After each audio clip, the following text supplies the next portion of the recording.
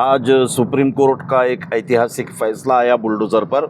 Supreme court ने कहा कि केवल एफआईआर में नाम दर्ज होने के बाद कोई आरोपी सिद्ध नहीं होता और इंसाफ कोर्ट करेगा। बुलडोज़र से कोई भी इंसाफ नहीं किया जा सकता और इस पर रोक लगी रहेगी।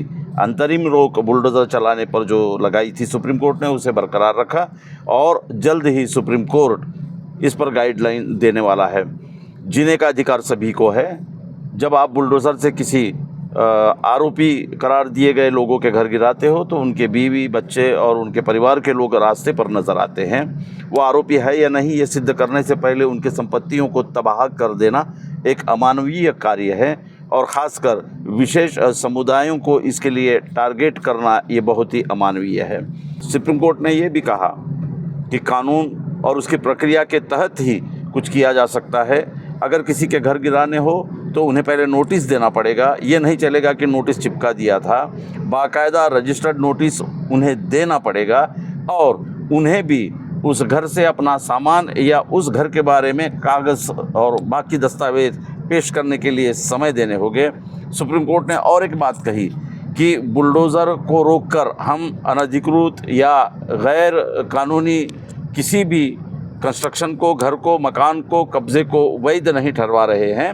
अवैध है तो वह अवैध है, लेकिन कोई भी प्रक्रिया कानून के तहत होनी चाहिए, राजनीतिक दृष्टिकोण से नहीं होनी चाहिए और किसी का भी घर आप नहीं गिरा सकते कानूनी प्रक्रिया के पूर्ण होने के बाद और केवल न्यायालय के आदेश के बाद ही यह किया जा सकता है।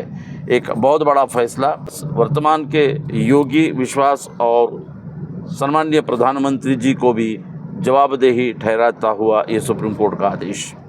सरकार का भी पक्ष रखा गया और जो पिटिशनर लोग थे उनको भी सुना गया।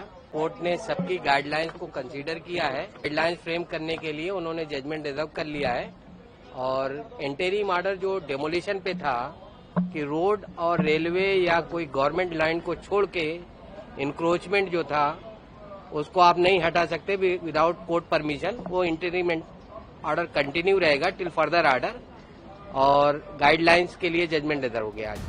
कोर्ट ने कहा कि सार्वजनिक सुरक्षा सर्वोपरि है और सड़क, जल निकायों या रेल पटरियों पर अतिक्रमण करने वाले किसी भी धार्मिक ढांचे को हटाया जाना चाहिए। कोर्ट ने ये भी कहा कि भारत एक धर्मनिरपेक्ष देश है और बुलडोजर कार्रवाई और अतिक्रमण विरोधी अभियान के लिए उसके निर्देश सभी नागरिकों पर लागू होंगे, चाहे उनका धर्म कुछ भी हो। BR Gavai, justice KV Viswanathan की पीठ अपराध के आरोपी लोगों के खिलाफ बुलडोजर कार्रवाई को चुनौती देने वाली याचिकाओं पर सुनवाई कर रही थी। कई राज्यों में प्रचलित इस प्रवृत्ति को अक्सर बुलडोजर न्याय कहा जाता है।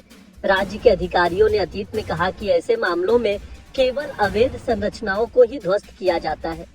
सॉलिसिटर जनरल तुषार मेहता तीनों राज्यों उत्तर प्रदेश, गुजरात और मध्य प्रदेश की ओर से पेश हुए।